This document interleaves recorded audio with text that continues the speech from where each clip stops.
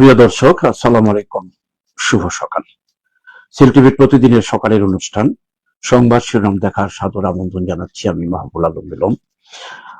আজকে খবর বিশ্লেষণে আছেন সিলেটের জ্যেষ্ঠ সাংবাদিক ও মুক্তিযুদ্ধ বিষয়ক গবেষক আল আজাদ। আল আজাদ ভাই, আপনাকে স্বাগত জানাচ্ছি। ধন্যবাদ।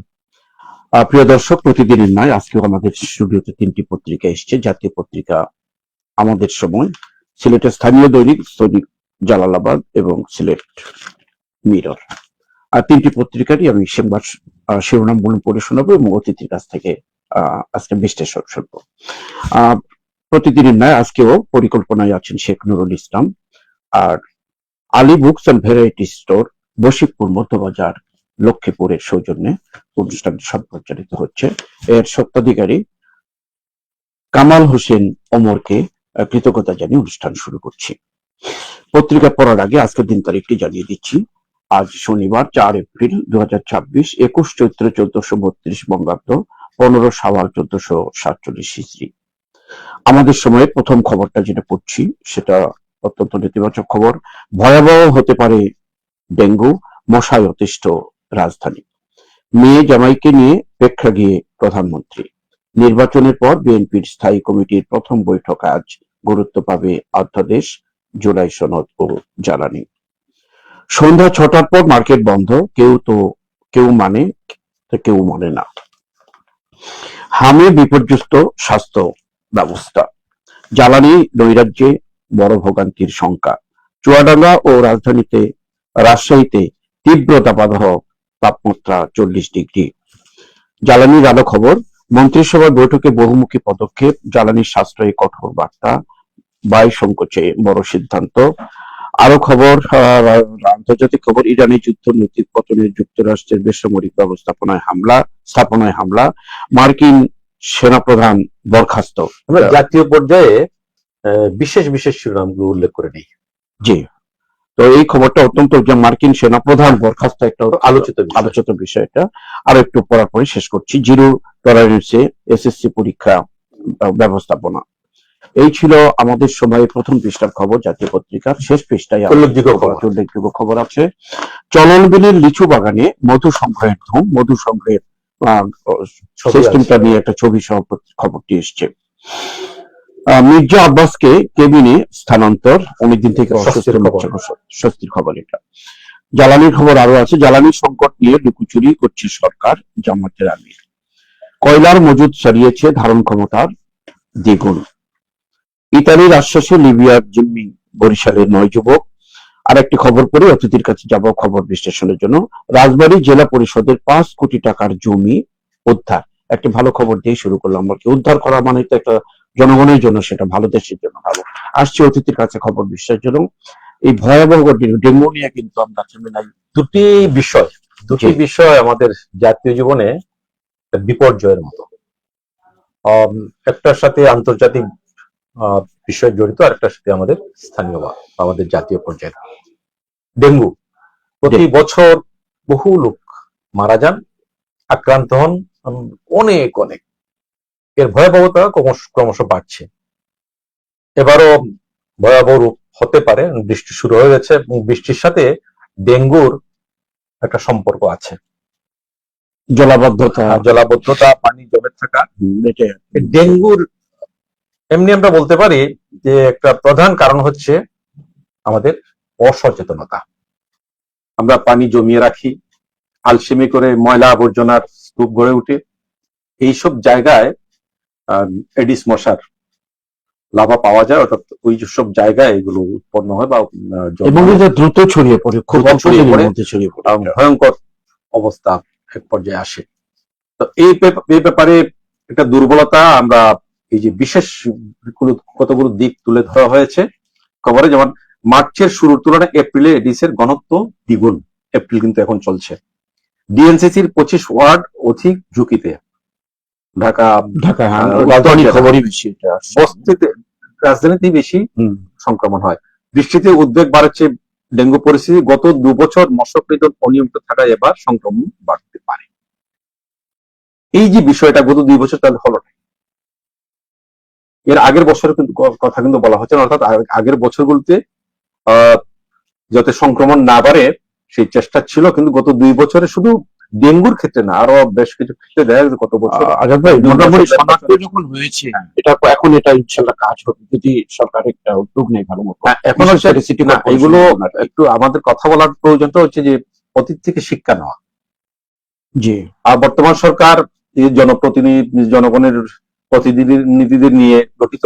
আমরা আশা করব যে গত 2 বছরের ইতিহাসে যেন পুনরাবৃত্তি না হয়, তারা এই ব্যাপারে কার্যকর পদক্ষেপ নেবেন এবং আগামী বছর যাতে ডেঙ্গু কোনোভাবেই ভয়াবহ রূপ নিতে না পারে সে ব্যাপারটা নিশ্চিত করবে। এবং প্রত্যেক জায়গায় নতুন নতুন প্রশাসক আসছে, আশা করি নতুন উদ্যোগে কাজ হবে আর কি। ঠিক একইভাবে আর ওই যে হামির বিপর্যয়, আমি স্বাস্থ্য ব্যবস্থা কিন্তু অত্যন্ত 94 ঝুঁকির মধ্যে। 94 শিশুর মৃত্যু, ঔষধের সংকট, শয্যার সংকট, এখানেও দুর্বলতা প্রকাশ পেয়েছে গত 1.5 বছরে। আমের টিকা সংগ্রহ করা হয়নি, বরং উদাসীনতা প্রকাশ করা হয়েছে, বিষয়টাকে হেলা করা হয়েছে, যার পরিণতিতে আজকে হামের এমন বিপর্যয় বাংলাদেশে হয়নি।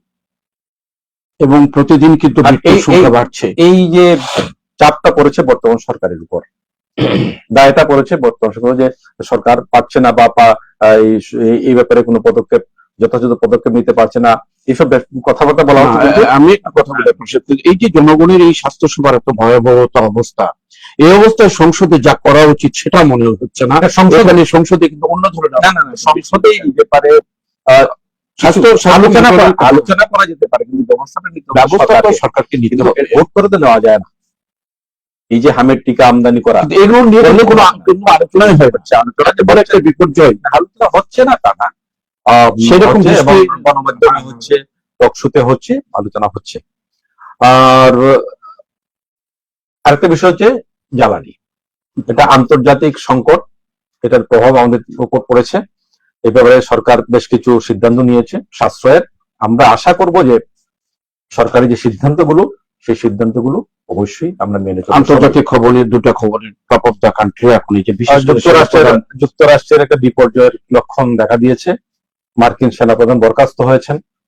এই বরখাস্ত হওয়ায় প্রমাণ করে যে ইরান যুদ্ধে তাদের ব্যর্থতা, হচ্ছে। তাদের ব্যর্থতা আছে। আরেকটা শিরোনাম হচ্ছে ইরান যুদ্ধে নৈতিক পতন যুক্তরাষ্ট্রের। এটা যে সত্য তার একটা প্রমাণ হচ্ছে মার্কিন সেনাপ্রধানের বরখাস্ত করা হয়েছে। অন্য পৃষ্ঠে আর তো বাকি জ্বালানি নিয়ে কথাবার্তা বেশি, আমরা এই নিয়ে আর কথা বাড়াতে চাই। কলম বিলে একটা ভালো একটা মধু সংগ্রহের মধু আমাদের খুবই উপকারী আমাদের জন্য। এই মধু সংগ্রহের আগ্রহ বাড়ছে মানুষের মধ্যে, মধু খাওয়ারও আগ্রহ বাড়ছে। আমরা আশা করবো যে এই বিষয়টা আরো ব্যাপক রূপ নেবে। এটা কিন্তু মানে প্রকৃতিগত না, এটাকে কিন্তু চাষাবাদের মাধ্যমে করা হচ্ছে। জ্বালানি সংকট নিয়ে লুকোচুরি করছে সরকার, জামায়াতে ইসলামীর আমির। বিরোধী দল থেকে এই অভিযোগ উঠতেই পারে। আর স্বস্তির খবর হচ্ছে মির্জা আব্বাসকে কেবিনে স্থানান্তর। আল্লাহ ওনাকে তাড়াতাড়ি সুস্থতা দান করুন। সুস্থ হয়ে খুব শিগগির অনেক নেতার প্রয়োজন এই মুহূর্তে। জাতীয় পত্রিকা শেষ করে আমি হাতে নিচ্ছি সিলেটের স্থানীয় দৈনিক। প্রথমে নিচ্ছি জালালাবাদ, পরে নিব সিলেট মিরর। জালালাবাদের বিশেষ একটি খবর, যেটা ড্রাইভিং লাইসেন্স নিয়ে বিআরটিসি কড়া বার্তা। অর্থাৎ ড্রাইভিং লাইসেন্স একটা দেখায় অন্যটা চালাই, যে হুন্ডা চালাচ্ছে অথচ হুন্ডার লাইসেন্স দেশে আমার কারও চালাচ্ছে আর কি। এই ধরনের জিনিসটা নিয়ে কিন্তু বেশি, এবং যে হেল্পারেরা গাড়ি চালিয়ে বেশিরভাগ সড়ক দুর্ঘটনা হচ্ছে। এ ব্যাপারে আপনি আলোচনা দিয়ে শুরু। বিআরটি এর উপর বা বিআরটি এর বিরুদ্ধে অভিযোগের শেষ নেই। কড়া বার্তা কতটুকু কড়া প্রকাশ পাবে বা প্রমাণিত হবে এ নিয়ে সন্দেহ আছে। অনেক সময় অনেক আগেও অনেক কড়া বার্তা দিয়েছে, অনেক নিয়ন্ত্রণের চেষ্টা করেছে, কিন্তু কোনো কিছু কার্যকরী। সরষার ভিতরে ভূত থাকলে ভূত ছাড়াবে কে, এই ধরনের খবরটাই। বিআরটি এর বিরুদ্ধেই নানা ধরনের অভিযোগ আছে। বিআরটি তে অভিযান পর্যন্ত হয়েছে। আরো কিছু খবর আমি পড়ি। এখানে আমাদের একটি খবর আছে, অনুমোদনের অপেক্ষায় আরো 11টি বেসরকারি বিশ্ববিদ্যালয়। দেশের বিশ্ববিদ্যালয় 11টি অপেক্ষায় আছে। এগুলো কি রাজনৈতিক কিনা সেটাও একটা ঘটনা। বিশ্ববিদ্যালয়ের আমাদের দেশে অভাব নেই বলছি আমরা এই কারণে যে বিশ্ববিদ্যালয়ের যে অবস্থা, এটা কোনোভাবেই আসলে বেসরকারি বিশ্ববিদ্যালয়গুলোর যে অবস্থা সেটা আমাদের কাম্য না, নানা ধরনের অভিযোগ আছে। এমনকি বড় কোনো তবে সব না, ক্যাম্পাস নেই, এমন এমন বিশ্ববিদ্যালয় আছে কোনো ক্যাম্পাস নাই। ভাড়া করা বাড়িতে বিশ্ববিদ্যালয় মানে তো এখানে অনেক জায়গা থাকবে, বড় প্ল্যাটফর্ম থাকবে, সে ধরনের কোনো ব্যবস্থাই নাই এই এখানে। অনুমোদন না দিয়ে যদি আমাদের যে এই পাবলিক বিশ্ববিদ্যালয়গুলো আছে সেগুলোর দিকে একটু নজর দিলে ভালো হতো, সেখানে ভর্তির সুযোগটা যে আর বাড়ানো যেত। আমি একটু বলি, আর মেবি প্রাইভেট বিশ্ববিদ্যালয়ের মধ্যে আমাদের যে রাগিবাড়ি যে লিডিং ইউনিভার্সিটিটা বিশাল ক্যাম্পাস নিয়ে এরকম যেভাবে করেছে একটা উদাহরণ, এভাবে যদি এগিয়ে আসে ক্যাম্পাস নিয়ে শুধু সিলেট লিডিং ইউনিভার্সিটি না, মেট্রোপলিটন ইউনিভার্সিটি Metropolitan- ক্যাম্পাস, হ্যাঁ এটা হয়েছে ক্যাম্পাসটা ইদানিং অনেক বড় একটা ক্যাম্পাস, এটা না কয়েক বছর হয়ে গেছে। ইন্টারন্যাশনাল ইউনিভার্সিটির একটা ক্যাম্পাস আছে, সিলেটের মোটামুটি 3টা ভার্সিটিতেই আর ভার্সিটিতে নর্থ ইস্ট ইউনিভার্সিটি যেটা, তাদের একটা ক্যাম্পাস হচ্ছে, আমি যতদূর জানি গোলাপগঞ্জে, আমি একবার ওই জায়গাটা দেখেছি। তো ক্যাম্পাস হোক, ক্যাম্পাস হওয়া তো অবশ্যই বাধ্যতামূলক, কিন্তু শিক্ষার মানটা বাড়ছে কিনা। শিক্ষকের, হ্যাঁ এই শিক্ষকের এই বেসরকারি বিশ্ববিদ্যালয়ে নানা ধরনের দুর্নীতির অভিযোগ উঠছে, কুন্দলের অভিযোগ উঠছে, এই সিলেটে উঠেছে। যেটা কন্ডল কাটিয়ে এটা বের হয়ে আসুক। আপনি কি মনে করেন আরো 11টা ইউনিভার্সিটি আমাদের দেশে নিশ্চয়ই সরকার মনে করেছে দেওয়া দরকার, দিয়েছে। দেখা যাক এগুলো নিয়ে আমাদের কতটুকু ফল বই নিয়ে আসে। আর খবর আছে কিছু সেগুলো করা নিয়ে বাকি আছে। এখানে আর খবর পড়তে বাকি করেছি, যেটা আন্তর্জাতিক খবর, মধ্যপ্রাচ্যে রাতভর সাইরেন আর বিস্ফোরণের শব্দ, ইরানের সর্বোচ্চ সেতু ক্ষতিগ্রস্ত, পাল্টা 8 সেতুর হিট লিস্ট ইরানের। এখানে আরো 8টা সেতুর হিট লিস্ট আছে। ইরানের সর্বোচ্চ সেতু, অর্থাৎ যেটা হচ্ছে সবচেয়ে জনগণের যেটা জনসংযোগ বেশি ছিল, সেই সেতুটা কিন্তু ডিস্ট্রয় করা হয়েছে। আপনি শিরোনামের যে বিশ্লেষণটা করলেন তাতেই পুরো বিষয়টা স্পষ্ট হয়ে গেছে। জি, আলোচনার প্রয়োজন আছে বলে মনে হয় না।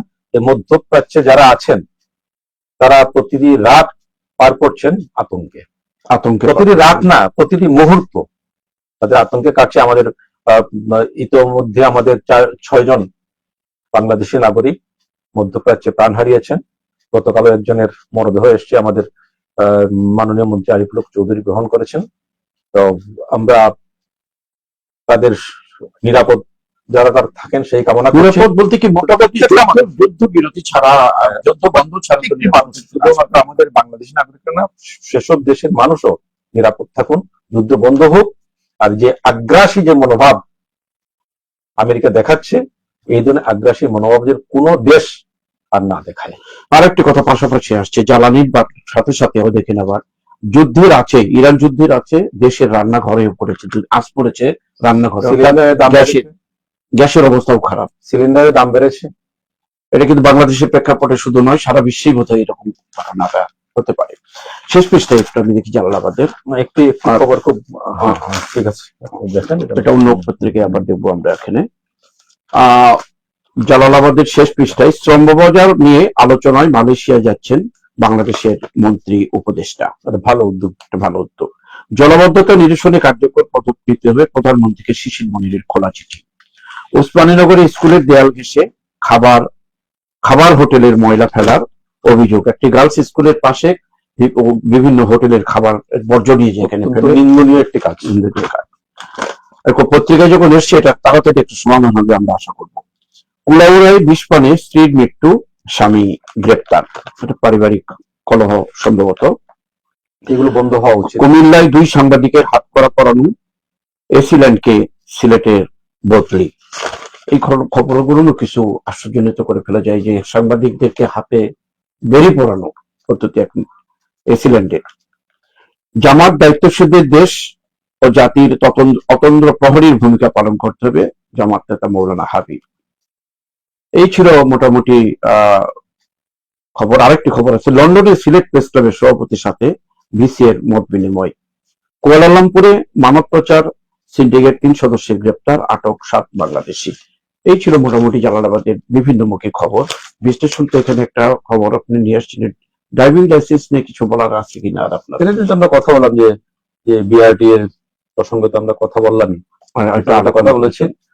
আমরা মধ্যপ্রাচ্য পরিস্থিতি নিয়ে কথা বললাম, হাম নিয়ে ইতিমধ্যে আমরা আলোচনা করেছি।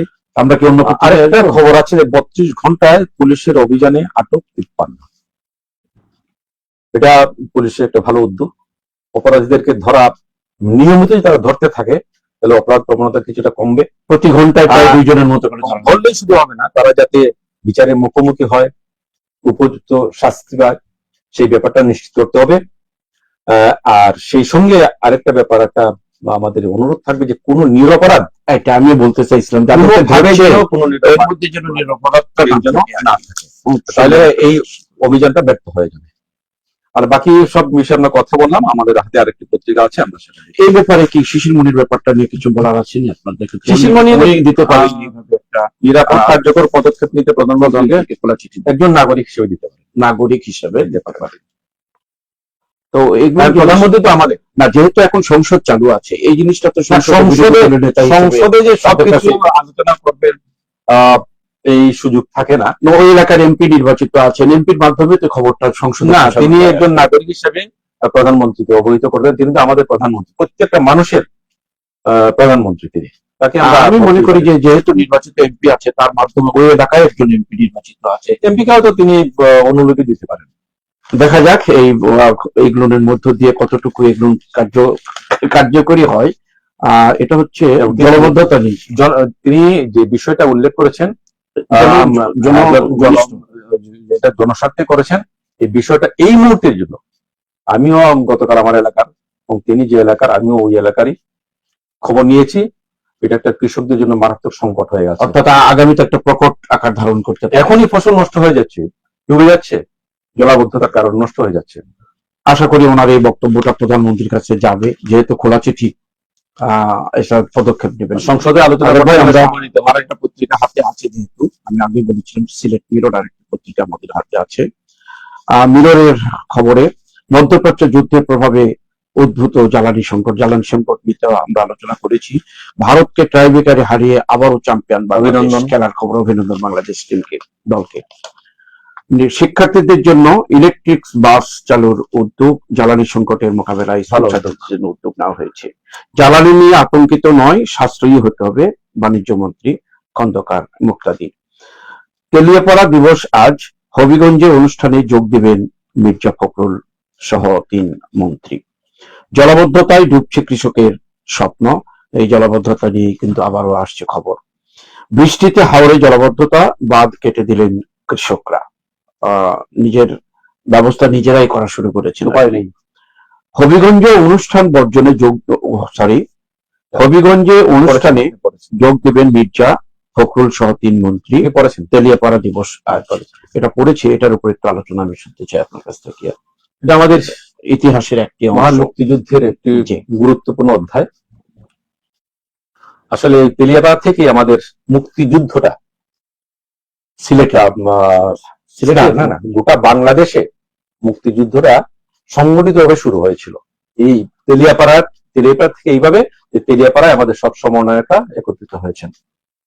আমরা তো স্পষ্টই ছিলাম, আমি আপনার নিশ্চয়ই মনে আছে, আমরা তো 1 তারিখ থেকে যে অসহযোগ আন্দোলন শুরু হয়েছিল, তখন তো আমরা হয়তো অতটা বুঝতে পারিনি, আমাদের বড় যারা ছিলেন তাদের মুখে শুনে তারা প্রস্তুতি নিয়েছিলেন যে এবার মুক্তিযুদ্ধ করতে হবে, স্বাধীনতার জন্য আন্দোলন করতে হবে, সংগ্রাম করতে হবে, জীবন দিতে হবে। বঙ্গবন্ধু 7ই মার্চের সেই তার ঐতিহাসিক ভাষণে স্পষ্ট করে দিয়েছিলেন যে আমাদের লক্ষ্যটা কি। এরপরেই কিন্তু গ্রামের যুবক যারা, তারা কিন্তু রেডি হয়ে গেল, এবং 25 মার্চ আমারও মনে পড়ে, 25 মার্চ দিনগত রাতে 26শে মার্চের প্রথম পরে বঙ্গবন্ধুর একটা বার্তা বিভিন্ন জায়গায় গিয়েছে, ওয়ারলেসে গিয়েছিল, সেটা গিয়েছিল জেলা পর্যায়ে, আর কিছু কিছু থানা পর্যায়ে, এখনকার উপজেলা যেসব থানায় ওয়ারলেস ছিল, আমাদের এলাকায় বিরাইতে ওয়ারলেস ছিল, ওয়ারলেসে বার্তা গিয়েছিল। আমি সুরঞ্জিত সিং গুপ্ত ছিলেন আমাদের তখন প্রাদেশিক পরিষদ সদস্য, তিনি থানায় যখন ভারপ্রাপ্ত কর্মকর্তার কাছে এই বার্তাটি নিয়ে যান, নিয়ে তার কাছে পৌঁছে দেন, তিনি নিজে গিয়েছিলেন কয়েকজন সহ।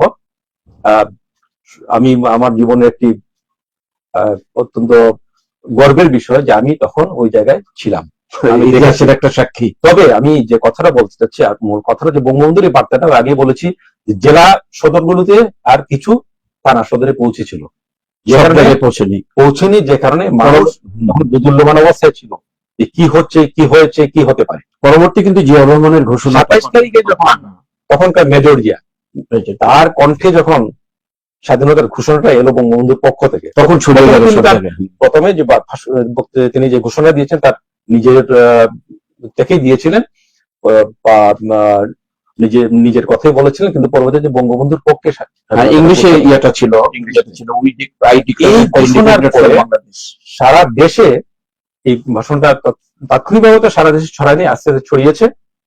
সাধারণ মানুষকে, বিশেষ করে আমাদের যারা পাকিস্তান সেনাবাহিনীতে ছিলেন, ইপিআর এ ছিলেন, বা সামরিক বাহিনীতে ছিলেন, বিভিন্ন জায়গায় পুলিশে ছিলেন, তারা বুঝলেন, বা জনগণ বুঝলেন তারাও আমাদের সাথে আছেন, এবং তারাও যে যেখানে ছিলেন এই ঘোষণার পর তারা কিন্তু ঐক্যবদ্ধ হয়ে যান। আমি আপনাকে জানতে চাই, হবিগঞ্জের যে তেলিয়াপাড়ায় এই মন্ত্রিসভা এত বড় একটা অনুষ্ঠান, তেলিয়াপাড়ায় এটার গুরুত্বটা বঙ্গবীর জেনারেল এম এ জি ওসমানীর নেতৃত্বে সভা হয়েছিল, যে সভায় আমাদের এই সমন্বয়করা, অর্থাৎ যারা তখনকার সেনা কর্মকর্তা ছিলেন বাঙালি, তারা একত্রিত হয়েছিলেন। এখানে বসে স্থানটির গুরুত্ব দেওয়া হয়েছে। যে ডাক বাংলায় বসেছিলেন, এই ডাক বাংলাটা এখনো আছে, চমৎকার ডাক। এই ডাক বাংলার পরে নিরাপত্তার কারণে তারা এখান থেকে সরে যান। এই জায়গা থেকে তারা যে সিদ্ধান্ত নিয়েছে, সেই সিদ্ধান্তের আলোকে পরবর্তীতে সেক্টর গঠিত হয়, ব্রিগেড গঠিত হয়, মুক্তিবাহিনী পূর্ণাঙ্গ রূপ পায়, একটি সরকার গঠিত হয়। সব কাজই এই সভাকে কেন্দ্র করে, বা এই সভা থেকে যে সিদ্ধান্ত হয়েছিল। তাহলে মনে হচ্ছে যে মেহেরপুরের পরেই বোধহয় এটা একটা স্থান উল্লেখযোগ্য। প্রথমে তেলিয়াপাড়াকে অস্থায়ী রাজধানী হওয়ার কথা ছিল বলে আমরা শুনেছি, যদিও অতটা প্রমাণ পাওয়া যায়নি। পরবর্তী নিরাপত্তার কারণে পরে সরিয়ে নেওয়া হয়। যাক, ঐতিহাসিক এই স্থানটি যেন সবসময় মানুষ স্মরণ করতে পারে এই অনুষ্ঠানের মধ্যে দিয়ে আমরা স্বাগত জানাই অনুষ্ঠানটাকে। এবং এই প্রসঙ্গে আরেকটি কথা বলি, যে বলে মেজর জিয়ার ঘোষণাটাই কিন্তু আমাদের তৎকালীন সকল সমন্বয়ককে উদ্বুদ্ধ করেছিল, এবং তারা এই সিদ্ধান্তে পৌঁছেছিলেন যে আমরা মুক্তিযুদ্ধে অংশ নেব, জনগণের মুক্তির জন্য, দেশের মুক্তি। তারই ফসল আজকের এই বাংলাদেশ। অনেক ধন্যবাদ। আরো দু একটা খবরের বিশ্লেষণ চাচ্ছি আপনার কাছে। যে নিখোঁজের 14 বছর পূর্ণ সন্ধান মেলেনি ছাত্রদল নেতা দিনারের। এই যে সিলেটের ইলিয়াস আলী একটা ছিল জাতীয় নেতা, তাকে যেহেতু এমপি ছিলেন, ছাত্র নেতা দিনার সহ 4 জন, ইলিয়াসের সহ 4 জন সিলেটের গুম হয়েছেন। আমরা কি এখনো কি এই খবরগুলো এইভাবেই শুনবো, না এটার একটা সুরা পাবো? ওই যে কষ্টটা, যখন মৃত্যু সংবাদ আসে তখন একটা পরিবার কয়েকদিন হয়তো তার কষ্ট থাকে, এরপরে তার মনকে বুঝিয়ে নেয়। কিন্তু লাশের সন্ধান না পাইলে তো সারা জীবন সন্ধান, লাশ না, আমরা জীবিত চাই, আমরা আশা করবো জীবিত, কিন্তু তারপরে যদি মনে করেন যে এতদিন হয়তো আমি বলা করছি যে একটা মানুষের মৃত্যু সংবাদ পাওয়ার পরে তখন একটা পরিবার বা একটা মৃত্যুর পরে এক সময় গিয়ে তারা সান্ত্বনা পেয়ে যায়, কিন্তু এটার কোনো সান্ত্বনা নেই। দিনারের পরিবারের সাথে আমার সম্পর্ক, তার বাবা আমাদের দিরাইতে মেডিকেল অফিসার ছিলেন, তখন থেকে তার চিনতাম। আমাদের এবং দিনারও খুব তক্র ছাত্র নেতা ছিল, কিন্তু আমাদের সাহিত্য সংস্কৃতি কর্মকাণ্ডে তার বাবা বেশ সহযোগিতা করতে, উৎসাহ দিতেন আমাদেরকে। আমি তাদের বাসায় গিয়েছিলাম। এই বিষয়টা কেন সুরাহা হয় না? এখন যেহেতু এই দলের সরকার এখন রাষ্ট্র দায়িত্বে আছে, আমরা মনে করবো যে এই খবরগুলো এখনকার যে এটা একটা নিষ্পত্তির খবরে আসবে, এই আশা আমরা করতে পারি। আপনি আগে আলোচনা করেছেন যে টিকা হাম নিয়ে, যে টিকা ঘাটতিতে দেশে বাড়ছে হামের, টিকা ঘাটতিতেই কিন্তু এটা হচ্ছে, এটাই আপনার বিশ্লেষণটা তাই বলেছিল। সুরমা চা বাগানে বেতন বন্ধ, বিপাকে শ্রমিক। শ্রমিকদের কপালে সুখ আসলো না।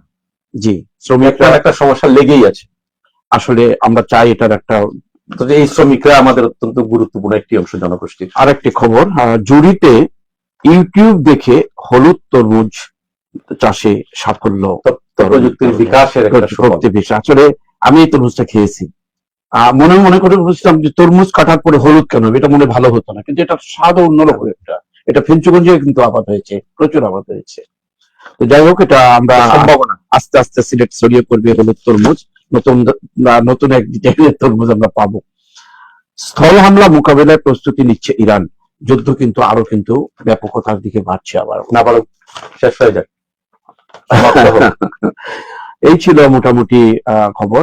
যে সন্ধান মেলেনি ছাত্র নেতার কথা বলছেন, এটার উপর কিছু বলবেন? যে নতুন পদ্ধতির, যে বললাম যে এটা তথ্য প্রযুক্তির যুগে আমাদের যুব সমাজ, আমাদের উদ্যোক্তারা যে অসাধ্য সাধন করতে পারেন সুযোগ পেলে, তার একটা প্রমাণ হচ্ছে এটা।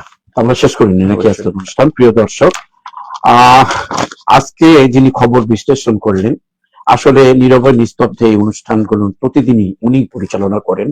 উনি অর্থাৎ নেপথ্যে থাকেন। আজকে খবর বিশ্লেষণে সুন্দর বিশ্লেষণ করলেন আলাজাদ ভাই। আসলে দীর্ঘদিনের সাংবাদিকতায় অনেক অভিজ্ঞতায় সম্পন্ন আলাজাদ ভাই। মাঝে মাঝে আপনিও বিশ্লেষণে আসবেন, আমি প্রত্যাশা করি, যেহেতু অনুষ্ঠানটি আমি পরিবেশন করি হিসেবে আপনার মতো একজন দক্ষ লোককে নিয়ে যখন আমরা করি, নিজের কাছেও ভালো লাগে। প্রিয় দর্শক, প্রতিদিনের নয়, আজকেও আমরা তিনটি পত্রিকা, জাতীয় পত্রিকা একটি এবং স্থানীয় পত্রিকা দুটি নিয়ে আমরা আলোচনা করলাম, সুন্দর আলোচনা শুনলাম। আগামীতে আবারও নতুন কোনো অতিথি নিয়ে, অন্য পত্রিকা নিয়ে সিল টিভির এই অনুষ্ঠানে আগামীতে আপনাদের সাথে আবার দেখা হবে। পরিশেষে আবারও সম্প্রচারে সহযোগিতা করায় Ali books and variety store, Bashikpur Madhyabazar, Lakshmipur, এর স্বত্বাধিকারী কামাল হোসেন ওমরকে কৃতজ্ঞতা জানিয়ে আজকের অনুষ্ঠান এখানেই শেষ করছি। আল্লাহ হাফিজ।